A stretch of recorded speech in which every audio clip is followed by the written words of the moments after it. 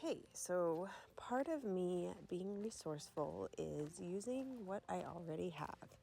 And a lot of times I will buy notebooks and then use the pages out of them and then still have the actual book part cover that needs to be brought to life. So here I decided I am going to take this torn vintage doily linen and put it to good use. I had also picked up this pack of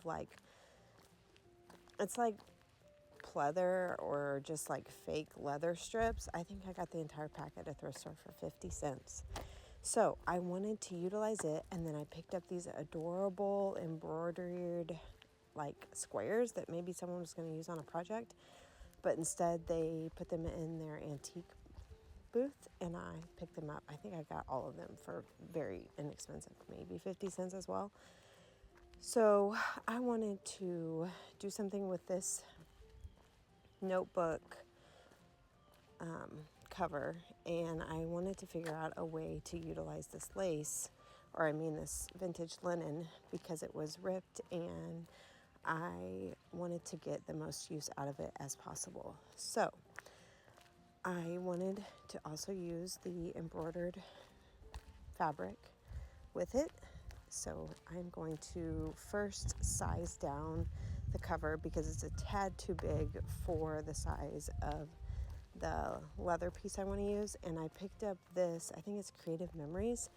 It is like the perfect size paper cutter to just grab for the smallest projects. And so I'm very thankful that I grabbed it. I actually found it at a antique store as well. And I'm telling you, if you are looking for crafty things inexpensively that you can't find at your local thrift stores, check your antique malls because they have some of the best stuff. And I just appreciate people wanting to resell it at such a great price versus throw it away or whatever. So very thankful that I found this, and I am putting it to good use here by trimming this cover. So this was just like a notebook that I picked up probably at a thrift store, and the pages inside were super cute. So I pulled them out, and then I thought I'll just create a new notebook with this cover. So that's kind of what brought this project on. I have a pile of covers that just need either redone, spruced up, or pages bound into them. And so that's kind of what my plan is, hopefully soon to start working through that. But I wanted to start with this one. So here we are. Next, I'm just going to try to tack down this leather piece to the book. But I realized I'm probably just going to have to stitch around it for good measure so that it stays secure.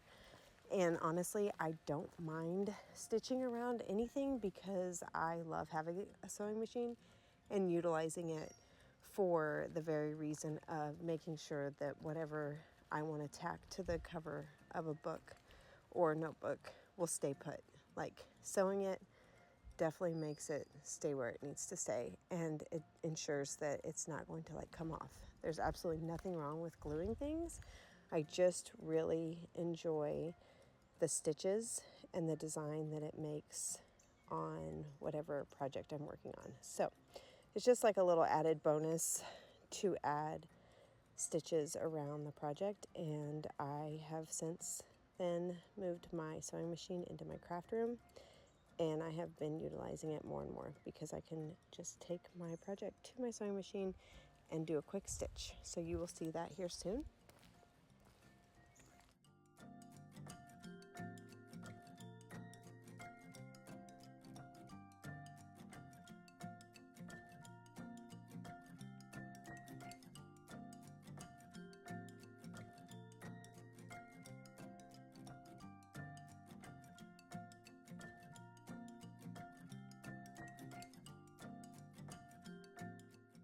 So here you see I've stitched around it. I'm going to trim off the excess, and then I'm going to figure out how exactly I'm going to utilize this torn vintage linen and this embroidered flower on this cover. So that's what you'll be seeing next.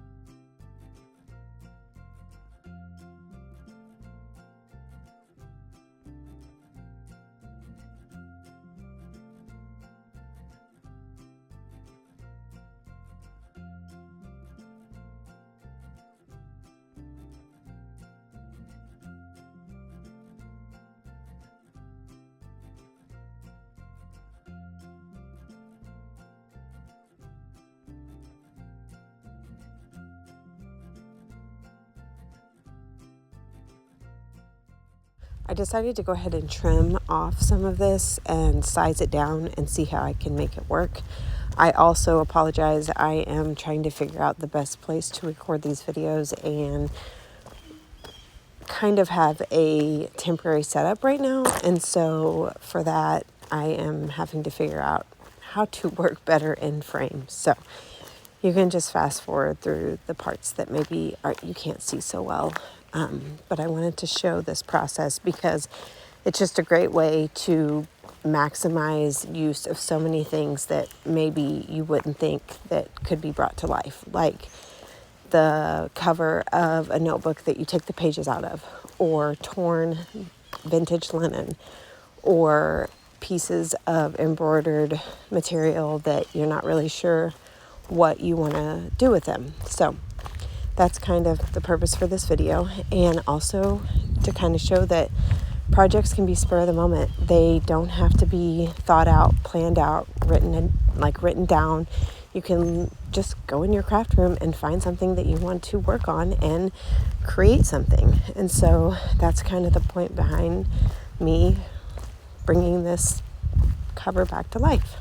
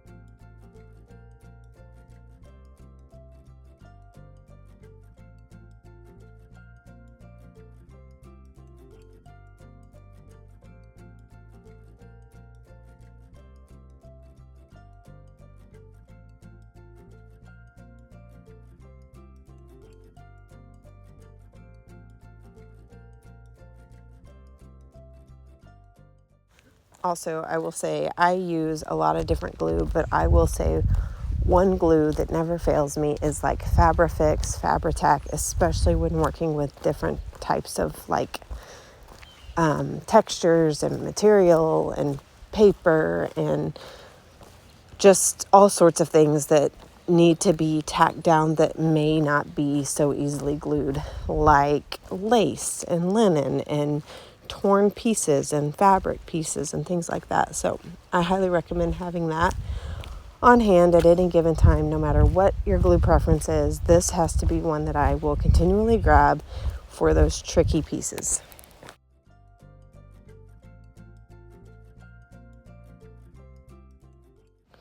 I was kind of torn on what to do on the inside. I decided I'm just going to keep using fabric because it's such a beautiful, fun texture. And honestly, it just adds a lot of character because traditional notebooks and books and things like that don't typically have fabric inside of them. And that is one of the most beautiful things about junk journals and bookmaking, is that you can use mixed materials. So keeping fabric and lace and linen and all sorts of trims and ribbon and things like that on hand really allow you to make very unique pieces. And I find that when I sell these, people love the fact that they are getting a one-of-a-kind notebook. And originally, this notebook wasn't one of a kind. It was probably mass-produced because it was not handmade and it did not have its own character. So that is a major, major perk and why I enjoy making these things.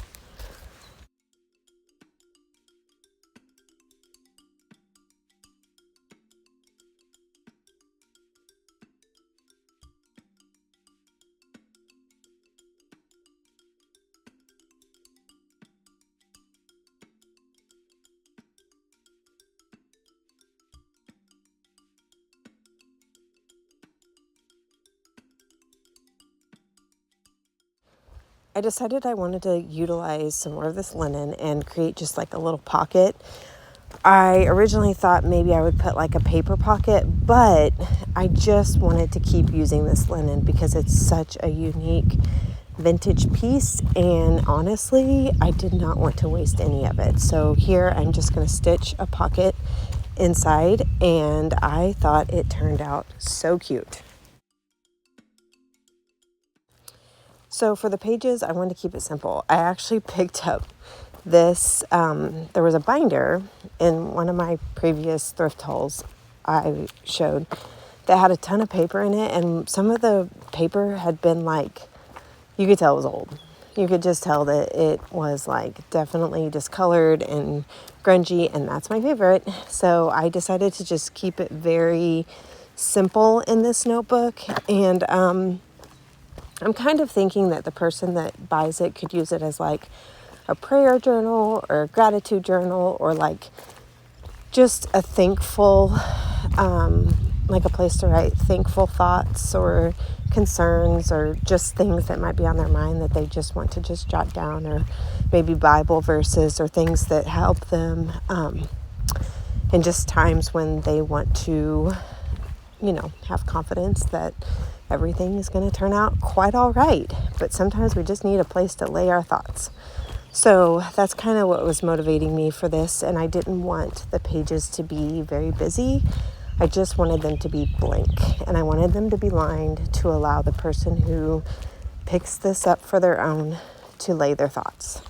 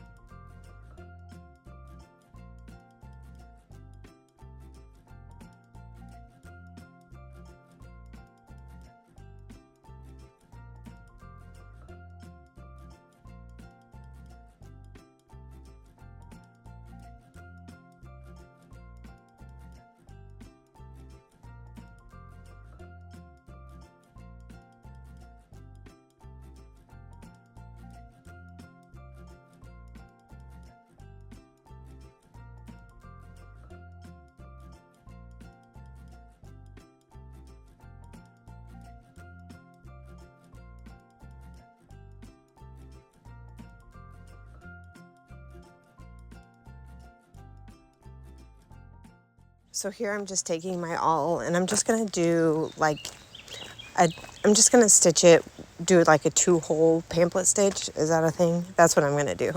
So just to keep it simple, and it's not super big. The pages aren't super heavy. So I really think that if I just run the binding twine, is that what I'm using?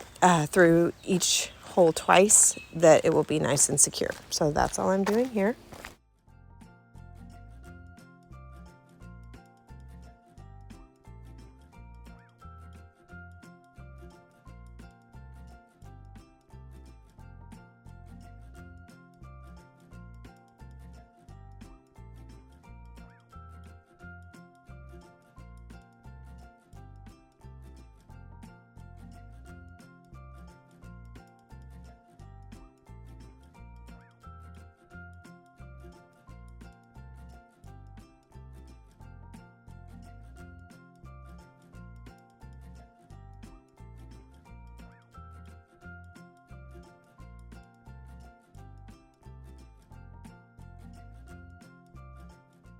So here's the final project. I thought it turned out very cute, especially with very little planning and just utilizing things I already had. I also had picked up this Prayers to Share book, real cute, and I thought I will pick one of these and fold it and put it in the front pocket, and then hopefully it will find the person that needs to read those words or see those thoughts all in the right time. So thanks for watching, and if you have any thoughts, let me know.